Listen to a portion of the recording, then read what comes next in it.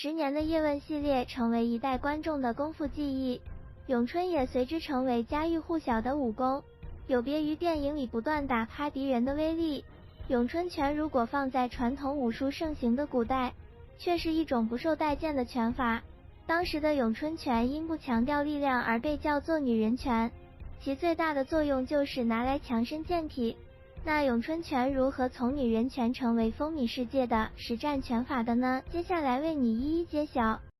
咏春拳的起源。咏春拳作为五祖拳中一个最年轻的拳种，只有300多年的历史，而且是中华武术史上罕见由女性开创的拳种。但若要说到具体的起源，则有10多种。如果说咏春的起源离不开严咏春，那么其发展则绕不开2个名字：梁赞和叶问。关于咏春拳的起源，早年只是民间传说，并没有真正的考证，直到黄华宝时期才开始有文字记载。清末，黄宝华将咏春拳传授给自己戏班好友梁二弟后，梁二弟又将拳技传给鹤山县古劳乡人士梁赞。梁赞自从学习咏春后，他即感到咏春拳在法度用力、身形和手法上，无不是上乘之法，除了强身健体，在实战上并不弱于其他拳法。梁赞潜心研究，改变了咏春拳的出拳方式，使得咏春拳能更快地打人关节。之后梁赞用咏春拳与其他门派比武，取得了辉煌的成就，江湖中人也渐渐承认了咏春的地位。在1870-1890年间，梁赞收了几个关门子弟，将毕生所学重新整理，传授给子弟，其中得其真传者，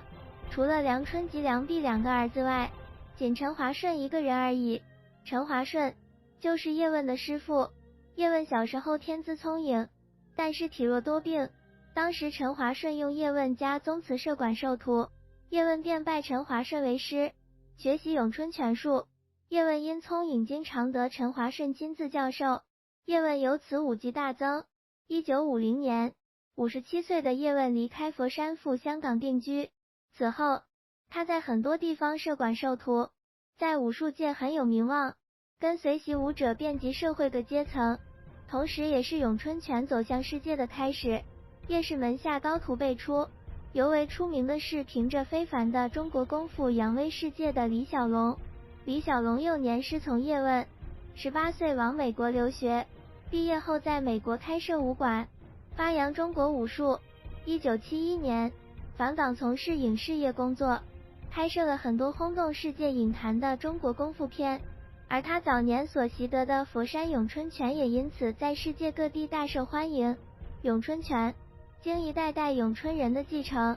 努力改良和发展，才得以发扬全世界，遍地开花。如今咏春拳遍地开花，世界上有2000多万人学习咏春，不少地方也为咏春拳的继承与发展做出很多努力。佛山作为叶问的故乡，当地开设不少咏春拳馆、博物馆，藏有珍贵的咏春资料，探索咏春文化，成为了大家来佛山的原因之一。咏春拳在一招一式中蕴含着忠贞爱国、